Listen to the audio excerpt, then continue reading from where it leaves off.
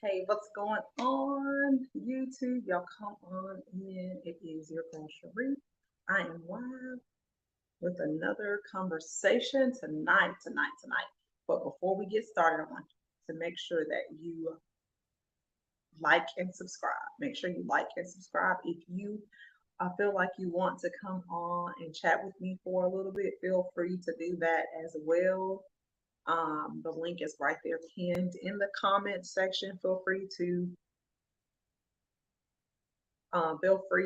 jump on at any particular time, but tonight we're going to talk specifically about rejection and how you work on not allowing it to define you. So, rejection is something that's a part of life. It happens all the time. It happens to everyone. It's a part of life. Rejection is I have found it to be a character booster, a character builder.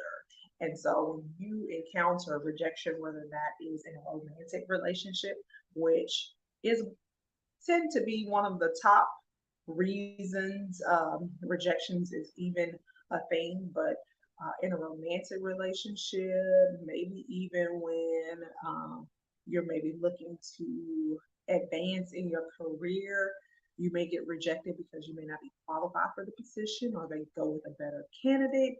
Um, you may even encounter rejection when you're part of an organization or a group of people and you present an idea, a thought, or a suggestion, and it's not agreed upon, it's not favored, and the group or the majority tends to reject the idea of your views or your perspective. Rejection takes place in a lot of different ways, and it's just a part of life. It's no different than someone saying yes to you and someone saying no. No, you don't fit the qualifications that we're looking for. No, you're not my preferred type of person that I would date. No, we don't agree with your ideas, your thoughts.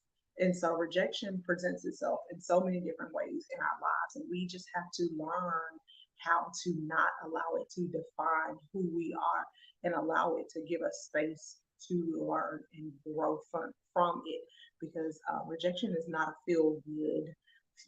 feel good situation. It's not a place where you get all tickled in your belly or you're excited about being rejected, or you build up this confidence and this courage to apply for that job that you may or not just given the opportunity, or you decide to approach someone that you are maybe a little bit more courageous to approach and you get rejected. Oftentimes we see that in our everyday lives, and we just have to position ourselves to say, you know what, when I encounter rejection, I'm going to learn how to process the emotions so that I won't come out on the low end of the stick. And when I say that, oftentimes I have encountered just when someone's in the approaching stage, whether that's approaching a business opportunity, whether that's approaching someone that you may be interested in getting to know, whether that is approaching a opportunity where you can grow in your career. You have to prepare yourself for the worst. You have to say, you know what, I'm confident who I am. If it does not go in the way that I am desiring it to go, if this person doesn't receive me, if this opportunity is not for me, then God is going to show me exactly what's going to take place. And oftentimes we overanalyze rejection and we allow it to set in and define who we are. And we got to stop doing that. We have to put ourselves in a place to say, you know what, I wasn't fit for that situation. That person wasn't for me. Or I may not even be ready to receive that opportunity. Maybe got so far further down the line to say, you know what, she's not ready for it. I'm going to allow it to present itself to her, but or to him, and they're just not ready for it. So you have to go back to the drawing board and say, what can I do to pursue this situation, this desire, this person, or how can I attract by utilizing my feminine essence and not allowing my masculine frame to come out when I do feel rejection because it doesn't feel good. And oftentimes, when it comes to women, we tend to allow reject. We're so used to not being rejected or not told that your flaw is not one of my preferences or something about you I don't like or whatever the case may be. And we don't take it well. We'll allow our emotions to get the best of us and we'll be spewing out all things that you can't take back. You'll start acting a certain way. You'll become this angry, bitter, emotional, crazy person because because someone didn't prefer you or you weren't that person's person or that opportunity wasn't for you. And you get in a place where you're just like pushing and passing your emotions off on everybody because you didn't get what you thought you deserved. But did you actually do the work? Did you do what was necessary to attract or receive the things that you desire? And sometimes the change that we're looking for is right inside of us. And we have to take time out to prepare ourselves to receive the things that we desire in our heart. But if our heart isn't right, then when you receive rejection, you're going to feel worthless. You're going to feel unworthy. You're going to feel less confident. You're going to feel like you're doubting yourself. You're going to feel, or you may do the exact opposite and not put it on you and put it on someone else. And you start telling that person or that situation or that circumstance that it wasn't for me, it wasn't, and it just becomes a crazy place for you emotionally. So the first step in trying to overcome your rejection is to accept it for what it is. It's life.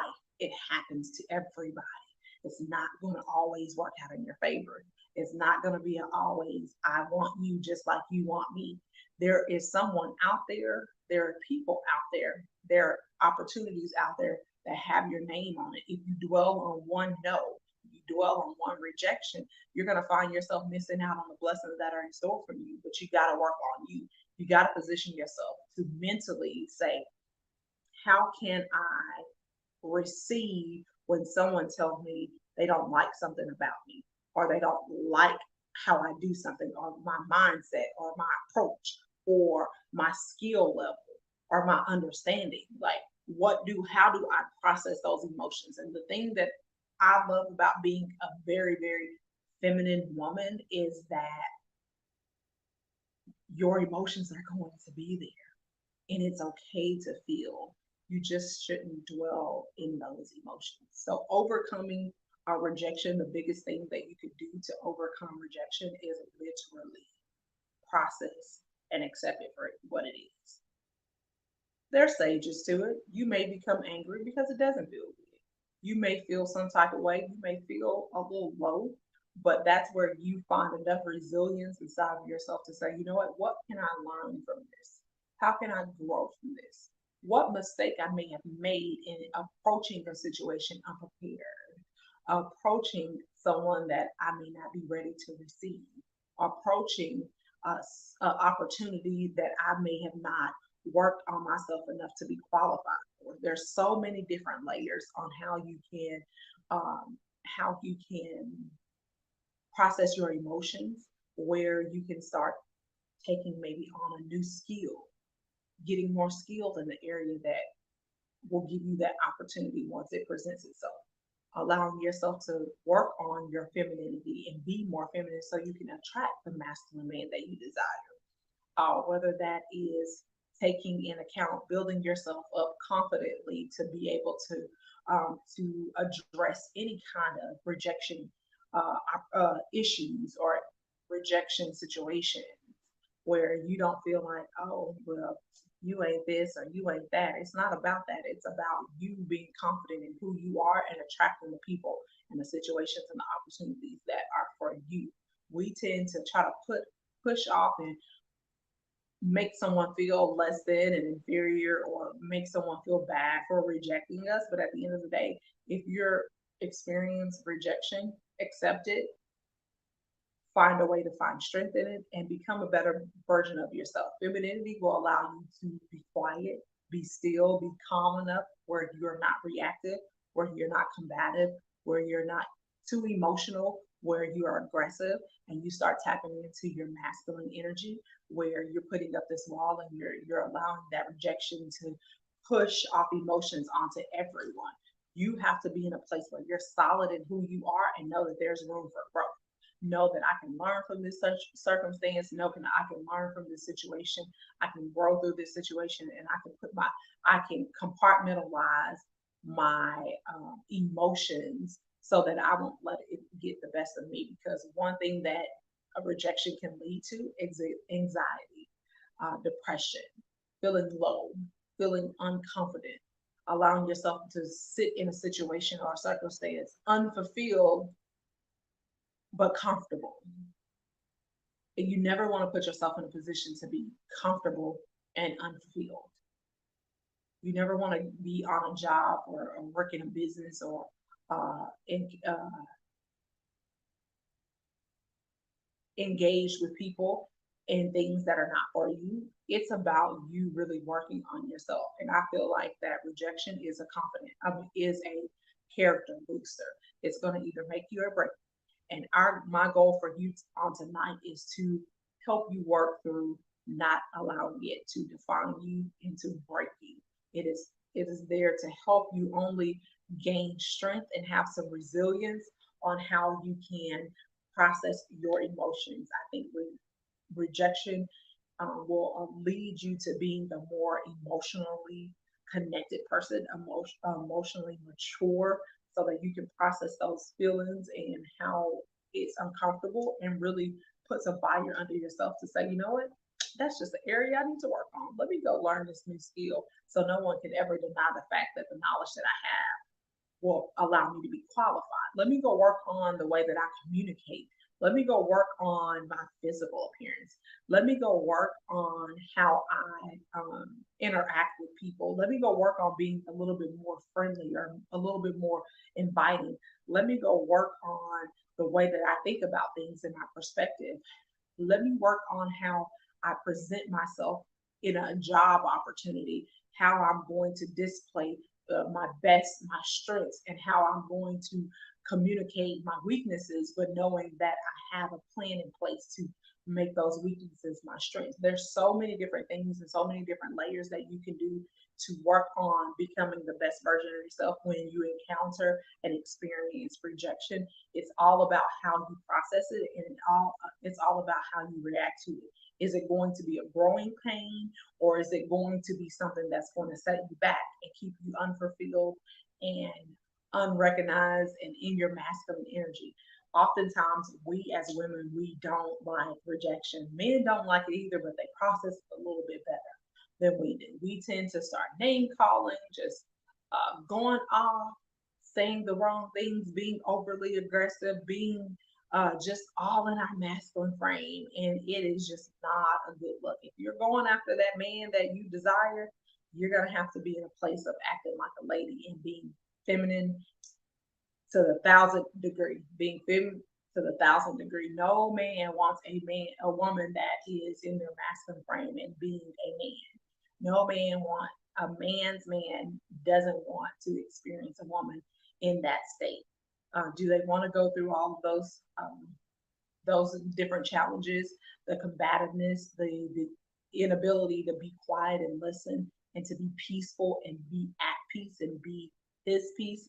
At the end of the day, I know I've heard someone say something about being someone's peace, and I had to really listen to that dialogue about being someone. It's not your responsibility to be someone's peace. It is your responsibility to be at peace with who you are so that you can bring peace to the situation. So work on those things that you feel like you may have fallen short, and why someone did reject you, or why someone did tell you that you're not qualified, or you're not my preference, or you seem like a nice person, but I'm not really that attracted to you. Or you're in a situation where you are in a relationship and your spouse or your partner is rejecting you because you're not fulfilling their needs. Take that for what it is. It may hurt, it may sting, it may not feel good, but you can take time out to really, really build on that and say, you know what, I love you enough, I care about you enough, and I want this to work. So I'm going to work on being the best version of myself for you so that I can help fulfill those needs that I am lacking in because I don't have the necessary tools and resources. So that is all that for me on tonight. I was hoping that you guys would join me on tonight, but hopefully you'll get a chance to tune in. If you subscribe, like and subscribe, and come and talk more with me on how to become the most feminine version of yourself and how you can deal with these different experiences in life and how we can work together to help you track the things that you desire. So thank you all for tuning in on tonight, and I'll see you guys on the next show.